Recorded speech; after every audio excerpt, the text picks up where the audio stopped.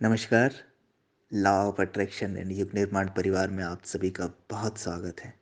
आज हम बात कर रहे हैं अनियंत्रित विचारों से कैसे बचें, विचारों पर कैसे काबू पाएं, क्यों विचार हमें दूर तक बहाकर ले जाते हैं, क्या बात है कि हमारा विचारों पर वश नहीं चलता, क्यों हमें इतने विचार आते हैं और क्यों जब हम खाली बैठते हैं, कोई काम करते हैं, सोने जाते हैं या सोकर उठते हैं, हमारे दिमाग में विचारों की चक्री चलते ही रहती है।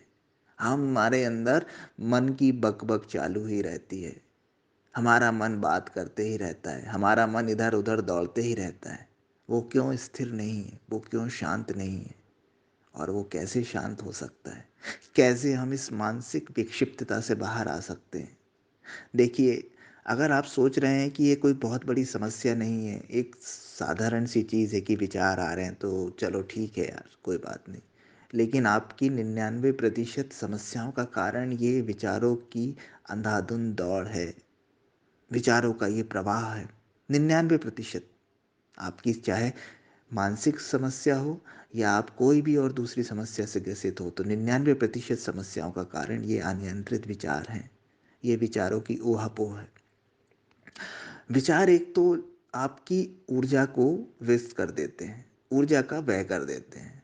मोबाइल जैसा होता है ना, मोबाइल जैसे-जैसे हम यूज़ करते जाते हैं उसकी बैटरी डिस्चार्ज होते जाती है, वैसे ही जैसे-जैसे हम विचार में खोए रहते हैं, हमारा मन बिल्कुल क्रियाशील रहता है, इधर-उधर दौड़ते रहता है, तो हमारी ऊर्जा भी क्षय होती है। जिस ऊर्जा का काम हम किसी अच्छी चीज़ों के लिए कर सकते हैं, किसी प्रोडक्टिव वर्क के लिए कर सकते हैं, वो ऊर्जा बस विचारों में बह रही होती है, क्षय हो रही होती है।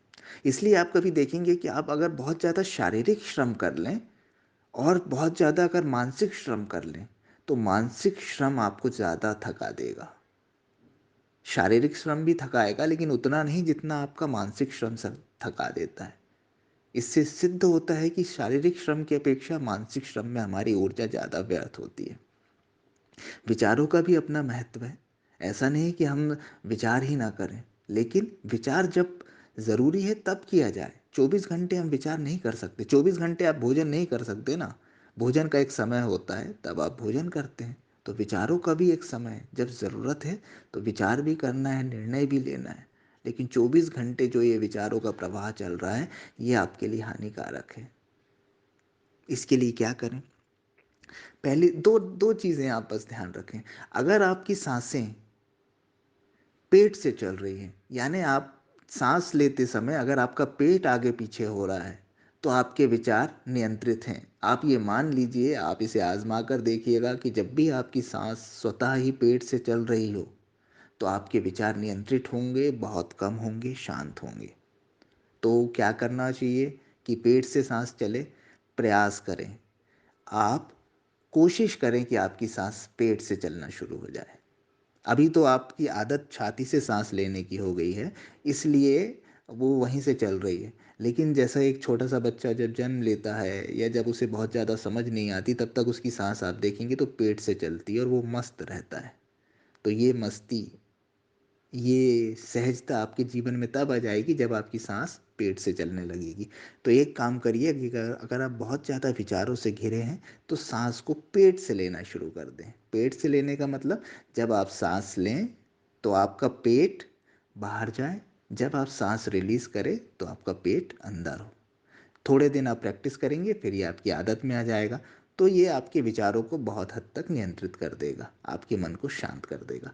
दूसरी चीज़, एक काम और करें, जब जब भी आपको ऐसा लग रहा है कि आपके बहुत सारे विचार आना शुरू हो गए हैं, आप सोकर उठे हैं, आप बैठे हैं, आप कोई काम कर रहे हैं और आपको विचारों ने घेर लिया है। आप किसी समस्या से रिलेटेड बिल्कुल विचार आप पे आक्रमण किए जा रहे हैं और आपका वश नहीं चल रहा है।